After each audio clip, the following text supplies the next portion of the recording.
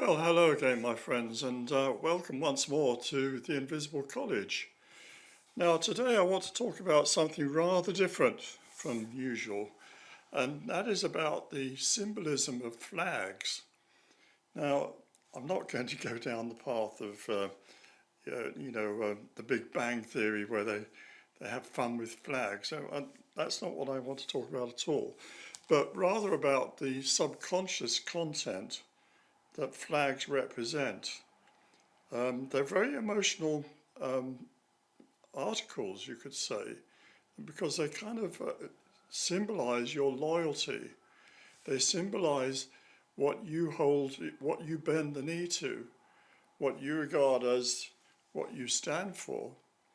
So the flag of a nation is actually something very personal and very sensitive to people, what's done with it. That's why when people want to upset someone else, some other country or some other nationality, they will very often take their flag and they'll cast it on the ground and stamp on it or set fire to it. We see this done countless times with the American flag, for example, in certain Arab countries that have had grievances with America, perhaps over support from Israel or the invasion of Iraq or something like that. But it happens with other people's flags too. It's happened to the British flag many times. It also happens to the French flag. And, when people are fighting battles, particularly in the old days, to capture the enemy's flag, their ensign or their standard, was often the goal of a particular battle. You would fight and you would try and defeat the enemy and capture their flags. So these are very, very sensitive things that we're talking about.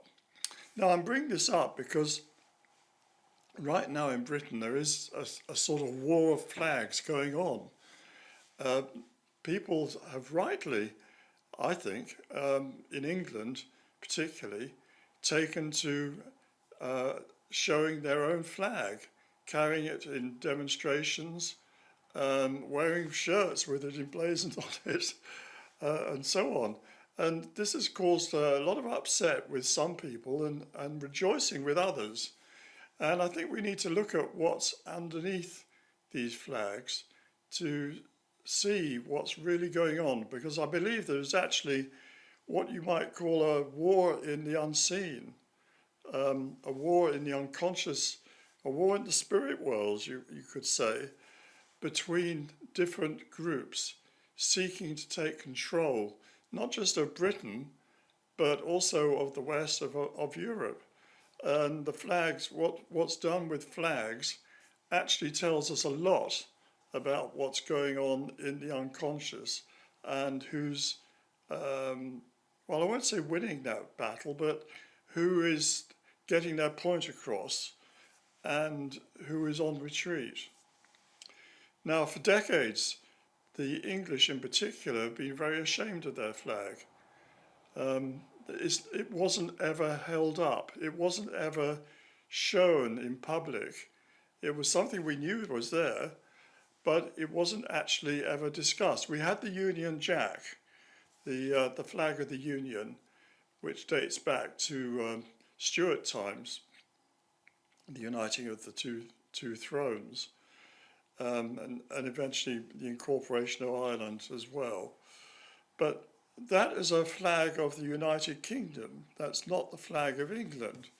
The flag of England is actually the white cross on a white background, the red cross on a white background, which is the flag of St. George, we would call it normally. But it's actually much more than that. It actually goes back to originally being the flag of Christianity itself. You will see it displayed in art as the symbol of the resurrection. You've heard of there's certain pubs in Britain called the Lamb and Flag. You probably wonder, why the Lamb and Flag? Well, that's a symbol of what's called the Agnus Dei, the Lamb of God, which is a symbol of the sacrificial lamb holding the flag in his, I won't call it a paw, but in his trotter, would that be the right term? He's holding a flagpole, and on top of it is the white flag with a red cross on it. And he's called the Agnus Dei, the Lamb of God, who takes away the sins of the world. And it's a symbol of Jesus Christ, actually. First of all, the crucifixion, the shedding of his blood, the idea that he is the sacrificial lamb, the pure white lamb without sin, the perfect sacrifice. Only he could offer himself as sacrifice for mankind's sins. So the shedding of his blood on the cross represented the buying back from Satan, from the devil, of mankind, from the original sin. I know, so if you're not a Christian, this must sound very, very peculiar, but this is the way that Christians look upon it, that we are a fallen race and we don't have it in our power. It's a bit like if you're in debt and you haven't got any money. You can't borrow money to pay off your debt because you're still in debt. You need someone who's got money to bail you out. And that is what Christians see the death of Jesus and his subsequent resurrection being all about. So the resurrected Lamb is holding the flag of his victory. And it's the victory over death, particularly, the redemption of mankind through the shedding of his blood. So that's a very old and ancient symbol, and it's adopted by the Knights Templar, for a start, who used to use that flag in the Crusades. And they would wear, a vest with the red cross on the white background, or they'd have a badge on their cloaks with that same cross. And that was the red cross, symbolized the sacrifice of Jesus Christ, and that you put yourself under his command. So your taking up the cross was regarded as being service being given to promote Christianity, to defend Christianity in particular against its enemies. So that was the insignia of the Knights Templar, but of course they were folded up in, I think it was 1306 or 7, was it, when the temple, the Templars were arrested. And I think the Grand Master was actually executed, burnt at the stake. I think it was 1313 or something like that. So that order was terminated on the orders of the Pope, on the orders really of the King of France. And he had many motives for doing that. Partly he was jealous of them, of their power and their wealth, and he wanted that wealth for himself. He owed them money, so terminating that order was one way of getting that out of that debt, you could say, himself. But that caused a lot of ructions, and it was not a popular move, certainly not in Britain. There's legends about how some Templars went to Scotland and helped Robert the Bruce to win the Battle of Bannockburn. I don't know if that's true. Maybe it is. Certainly in England, yes, the king, it was Edward II, did close down the temple in London, but I don't think they were as harsh on the Templars. I think they were allowed to sort of melt away, and many joined other orders, particularly perhaps the Knights Hospitallers, Knights of St. John. But others maybe emigrated, or they just went into hiding. I don't think there was the same persecution here as there was in France. So when we come a bit further forward, the son of Edward II was murdered later on by his wife with her lover. And they sort of usurped the throne while his son, Edward III, was still a boy. But when Edward III came on the throne, he overthrew them, put his wife in, and she had to retire to a convent, I think. So she was put out of the way. I'm trying to remember the name of the lover. It'll come to me in a second. Sir Roger. It's gone out of my mind for the minute, but that doesn't matter. So anyway, he when Edward III came back on the throne, he wanted to put things right, and I think it was 1337, was it? I should look this up. He founded the Order of the Garter, and that is now our most prominent order in Britain. It's the most senior order we have. And I think I might be right in saying it's certainly one of, if not the most senior order in Europe. Order of chivalry, I should say. And to be Knight of the Garter is a very great honour in Britain. And you can't just, be made a Knight of the Garter unless someone else has died, so you can fill his place. So, to make it to be a Knight of the Garter is a very great privilege in Britain. Of course, the majority of knights today probably can't even ride a horse. They're not knights in any real sense. But at the time of Edward III, they certainly were. And they were his most loyal knights and barons and earls who would defend him, come on his campaigns. He was having campaigns in France, particularly trying to re-establish the lost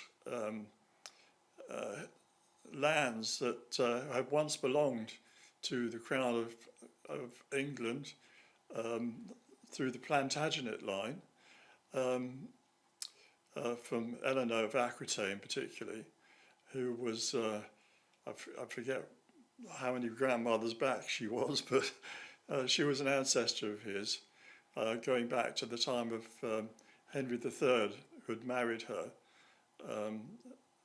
Henry II, who had married her, and his third son, John, had become king, and down that line, John, Henry III, Edward I, Edward II, Edward III. So you can work it out how many generations back they had a real claim on the lands of Aquitaine, which had been seized by the King of France. And that set off the whole 100 Years' War, we call it, between England and France, that rumbled on. And England very nearly did become, or take over the whole of France as king under Henry V. But that's another story. Had he outlived the King of France at the time, he had an agreement that he and his heirs would inherit the throne of France. But unfortunately, or maybe fortunately if you're French, he died before. And so his son, Henry VI, was only a baby at the time and couldn't assert his claim. And they tried to do it in his name, John of Gaunt and so on, but it was lost, and the 100 Years' War was actually lost in the end. But what remained was he had established this Order of the Garter, and their insignia was they had a collar of linked roses, so that goes back to Tudor times actually, showing the loyalty of the lovers' knots between all these different people in the order. But they also had the symbol of St. George slaying a dragon, and that hung on the bottom of the chain, or this collar that they wore. And they also had a minor version of that as a badge that they could pin on as well. But St. George became the patron saint of England, and hence the red cross on the white background became our flag. So there was a line of inheritance here, going back to the Knights Templars and beyond them to the idea of being Christian knights, Christian standing up for Christ, and the kingdom being under Christ, under Jesus Christ. So the flag here, it's never talked about, but it is actually very, very important for Christians, particularly British Christians, English Christians, that they are standing up for Christianity as well as for nationalities, not just the national flag. It's actually the banner of Jesus Christ.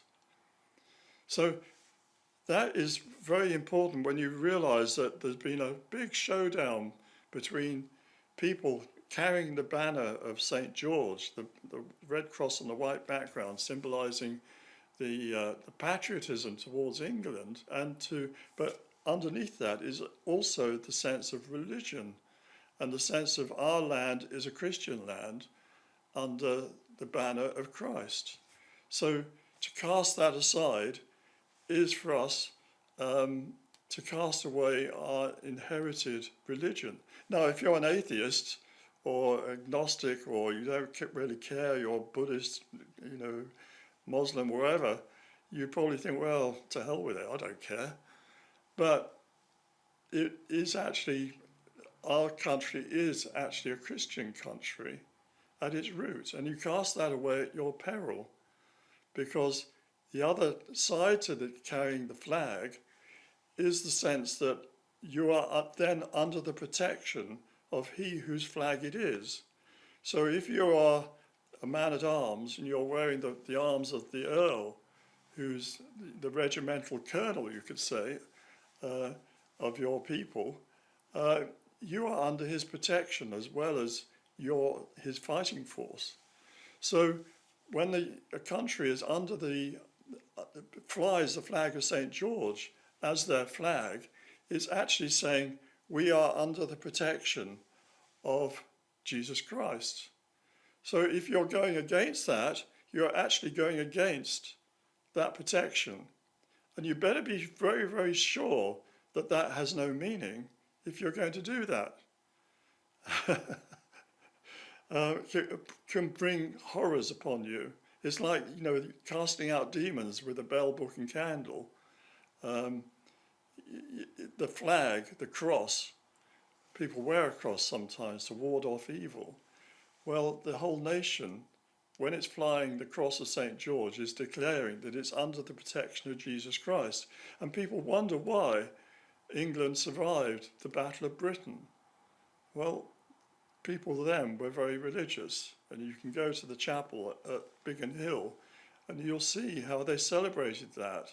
They celebrated how the very Spitfires that were defending the nation were under the protection of angels, and you'll see the cross of St. George there. So this has real meaning.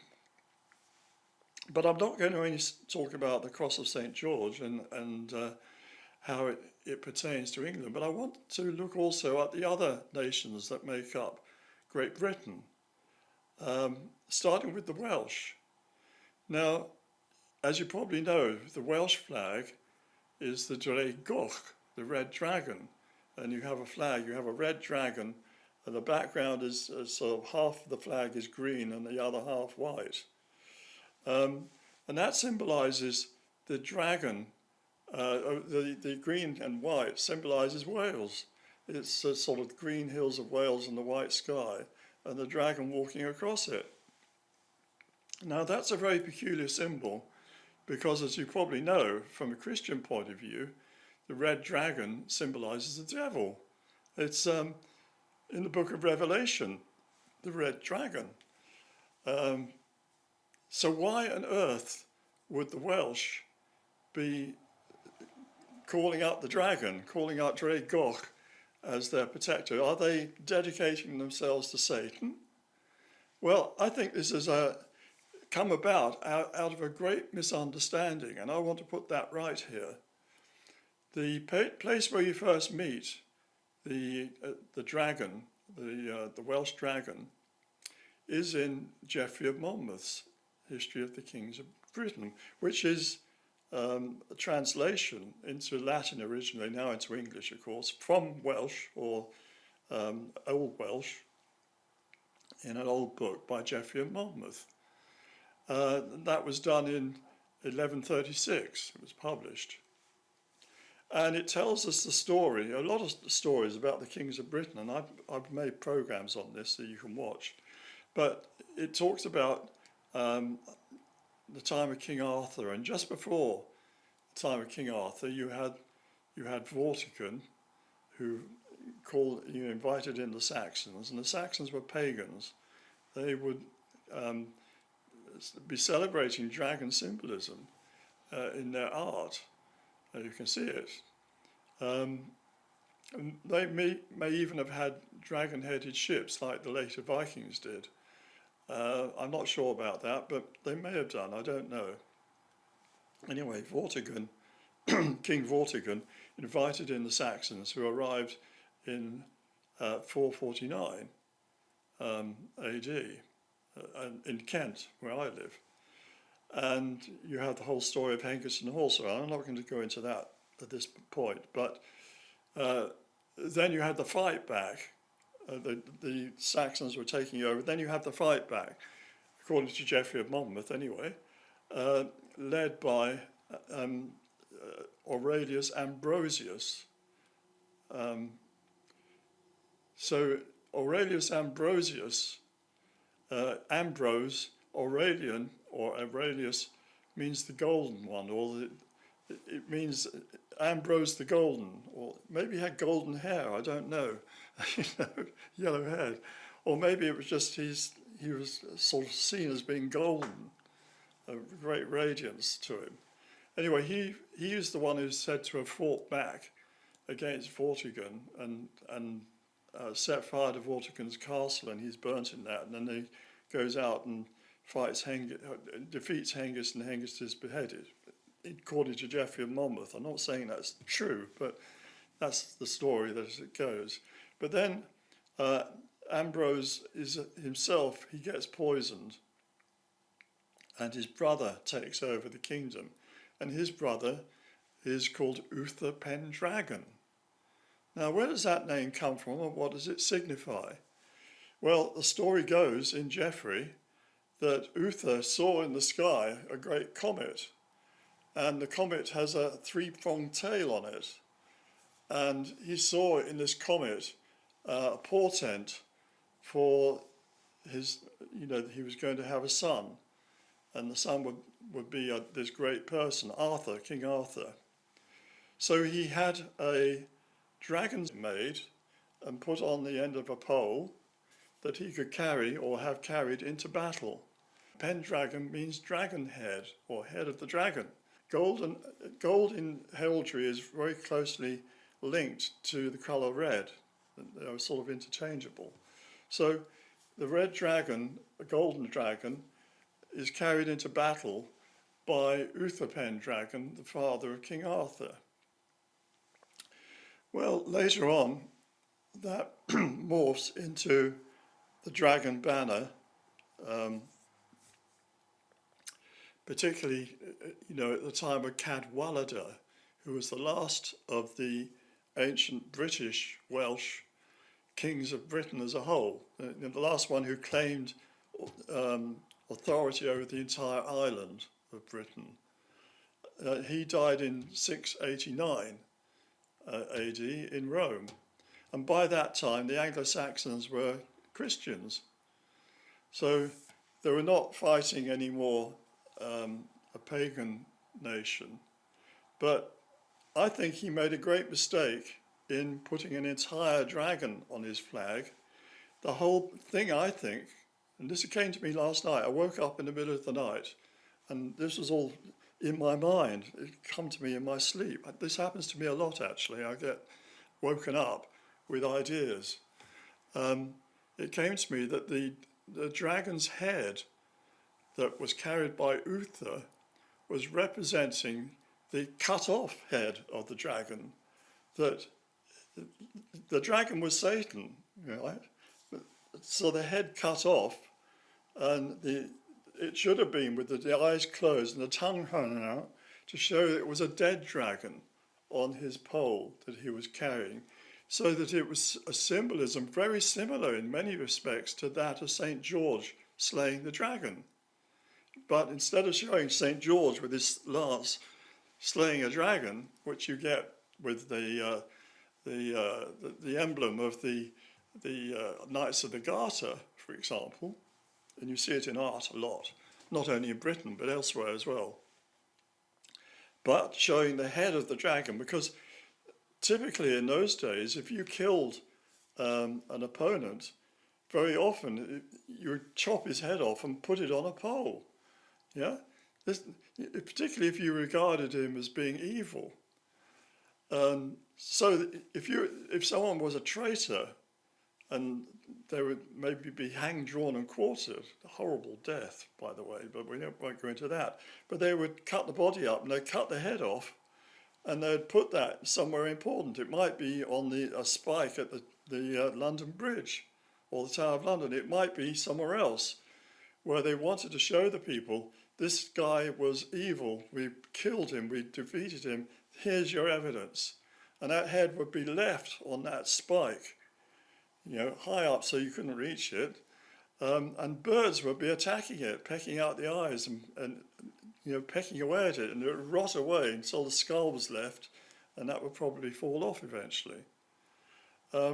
So carrying the dragon's head was symbolic, I believe, of having defeated Satan, saying we're Christians, we're against the dragon, and we've slain him.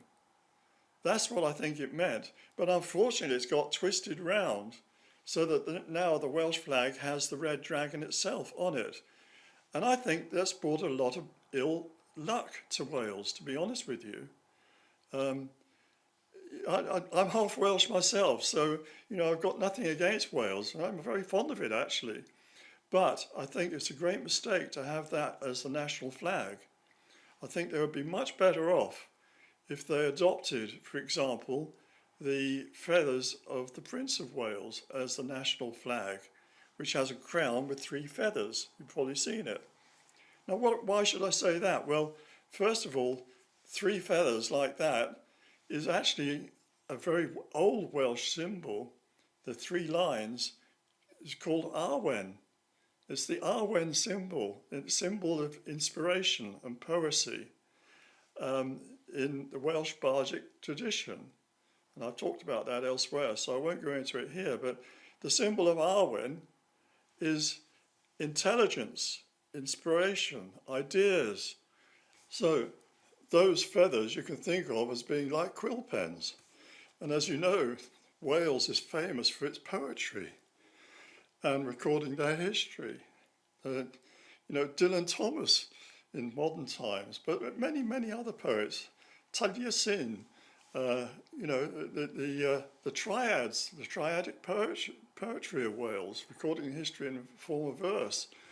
I think that would be a much better emblem for the Welsh than the red dragon. And if you're going to have a dragon, have the dragon of Uther Pendragon, which is just a dragon's head cut off, showing you've defeated evil, you defeated Satan, you're against Satan, you're pro-Christ. And I think if the Welsh did that, if they adopted a pro-Christian symbol instead of a symbol of what is, in all other respects, a symbol of Satan, that they would find that their land would prosper instead of being always in poverty, as it's been for centuries. And it's not just because of oppression by England. It's also, I think, something to do with the spiritual atmosphere of this dragon that's presented as the overlord. So I'm sorry if that upsets you, if you're Welsh. As I say, I'm half Welsh myself, and I'm very fond of Wales, but I do think the dragon's head, that cut-off head of the dragon, is the real symbol, not the living dragon walking across the landscape. Now, the symbol of Scotland, of course, is the thistle. And I think that's got great symbolism as well. See, Scotland, compared with England, is a very barren land, a lot of it. It's mountainous, it's got very thin soils, very beautiful, but it's a hard land to make a living on, most of it. And it's further north, so the climate is not as favourable as it is, say, in southern England. But the thistle represents something else. First of all, thistles are very hard to get rid of if you've got them in your garden. I've got them here and they're very, very hard. They put down very deep tap roots and you dig them out and they come up again. They're hard. And that kind of, in a way, symbolises the Scottish people as being very hardy. They're also tough plants, very prickly. You can't just grab a thistle. It goes, I mean, when I'm digging out thistles, those spikes will go through my leather gloves that I use when I'm pruning roses. They're that bad. So that kind of also is emblematic of the toughness of the Scots as a people. But there's something else there as well, and that is that thistles, if you cultivate them and you use the right varieties, they're actually artichokes. And you can grow artichokes, which are a delicacy. And even ordinary thistles, if you know what you're doing and you have, very good gloves and a very sharp knife, you can cut down the stems and you can take off the outer layers, and the soft core of the stem is edible. So they are actually food in desperation. If you were stuck in a field full of thistles, you could actually have something to eat. And that is also something I think is important in the symbolism of Scotland. Wales, by the way, I should add this, they have the leek. And the leek is probably the toughest of the onion family. You will have leeks growing happily in snow. And you can go out in the middle of winter and pull up leeks. And you've got something for the pot. So that again is an important symbol, a symbol of resilience and a symbol of being able to, to keep going. And I think that should be emphasised too. Ireland, of course, has the shamrock, which is the sort of three-leaf plant, a bit like clover, symbolising the Trinity. But again, it's the Trinity, Father, Son and Holy Ghost of Christianity. But long before that, it's the awakens symbol. Say it was in Wales. Wales and Ireland are very close. So that's kind of ancient knowledge being passed down and kept alive in different format. I should add that in Scotland, they've got the other flag, haven't they? They've got the flag of St. Andrew. He was the brother of St. Peter. And it's a white X cross on a blue background. And you've probably seen Scottish people carrying that or painting their faces with the flag of St. Andrew. But he wasn't the first saint of Scotland. The first saint of Scotland was St. Columba, or Columkill, as he's called. He came over from Ireland and settled in the island of Iona off the west coast of Scotland and made it his life's mission to convert the Picts. There were already Scots living in the islands and on the coast of Argyll there, in western Scotland. They'd sort of come there already. But most of what we now call Scotland, the northern part belonged to the Picts, who were a different people, and the southeastern part of Scotland, what we now call Lothian, was Anglo-Saxon. You might not realise that, but it was. It was settled by Anglo-Saxons at the same time as Northumbria, the northernmost county of Britain on that North Sea side. And the southwest part of Scotland, Glasgow and south of that, that was ancient Britons, the Welsh, that inhabited there. Now, Scotland, the Scots originally were just a small bit on the western side, and that's where St. Columba went and settled on Iona. And very interesting thing, I woke up, as I say, in the middle of the night thinking all about these flags and about symbolism, and I thought, why do they call that island Iona? And then it suddenly occurred to me that in Latin there's no letter J. They used an I. So, it could really be Iona, not Iona, Iona. They pronounce a J like a Y. So Iona, and that's John. So Yon, and with an A on the end for the land. So they're seeing that island as being the island of John. And why the island of John? Because I think it is a reminder, a throwback to the time of St. John the Divine, St. John who wrote the book of Revelation and the Gospel, the last of the apostles of Jesus to die. He was said to be in his 90s, if not over 100, when he died. The only one who wasn't martyred, by the way. But he spent his last days on the island of Patmos, off the coast of what's now Turkey. And that's where he had his revelation experience. So Iona is off the west coast of Scotland. And if you go there, the waters around there are pure blue. You can see through them. It's just like being in the Aegean in a nice sunny day.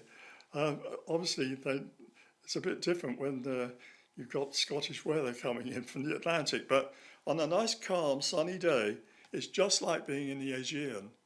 And I think they wanted to remember the idea of St. John and the idea of Columcille, being the sort of inheritor of the John tradition, you could say, being the holy man living on an island off the coast and being responsible for churches on that coast, because in the book of Revelation, the St. John of Patmos, he has in his vision, he's shown the different churches, 7 churches, that he's responsible for. He's obviously the bishop responsible for those churches. Probably made regular pilgrimages around them, tours, visiting each church in turn, and then coming back home to Patmos. So this is, being remembered, I think, by Columba. And this island of Iona, or Iona, maybe we should call it, is actually the Holy Land of Scotland. It's the Holy Island where the kings used to be buried. And some of the kings of Norway were buried there as well when Scotland came under Norwegian control for a while. There were also the Lords of the Isles buried there, who were the local lords who also, at that one period, were in charge of the islands. So it's the Holy Land, and it was the famous, just before Tony Blair became our Prime Minister back in 1997, the leader of the Labour Party before that election was someone called John Smith. And he died, I think he had a heart attack, not all that long before, so that Tony Blair and Gordon Brown took over the party, and the rest is history. But John Smith was a good man, most people believe. He was buried on Iona. You can go and see his tomb there. So these things have resonance even today, and I think for the Scots particularly, the memory back to Columcille and Iona, the white dove of Iona, Columba means dove, and it's to do with the Holy Ghost, symbolised as a dove. I think that would be good for the Scots as well. The Andrew thing comes about because the Northumbrian kings took over parts of Scotland at one point, and Edinburgh is actually named after Edwin, who was a king of Northumbria. And they introduced, they had been Columbans in Northumbria as well. Lindisfarne was founded from Iona, but they converted to Catholicism to be in line with the rest of England, I guess. And, they adopted then St Andrew as the brother of Peter to be the patron saint of Scotland. Now, it's up to the Scots who they want to be their patron saint. We used to have Edward the Confessor was the patron saint of England, and before him, King Edmund of East Anglia, who was a martyred king of East Anglia, was martyred by the Vikings. So it's not always the same person. We now have St George, but that's a cover story, really, for being directly under Jesus Christ. It's his cross, and being a royal kingdom, Christian kingdom, under his direct authority. That's what that symbolises. So I hope you enjoyed this little talk. It was impromptu, as I say. I hope it hasn't ruffled too many feathers. But just a few ideas that I wanted to share, particularly the idea that the dragon, it should really be the dragon's head, not a living dragon. It should represent the conquest of the dragon, because the dragon represents barbarism, cruelty, and paganism. That's what we see growing in Britain at the moment, and that is the battle that's going on. It's got to be fought if we're going to get back to being the civilized, cultured country that we were, certainly in my childhood, but seems to be fast disappearing. So I'll leave that with you, and thank you for your time.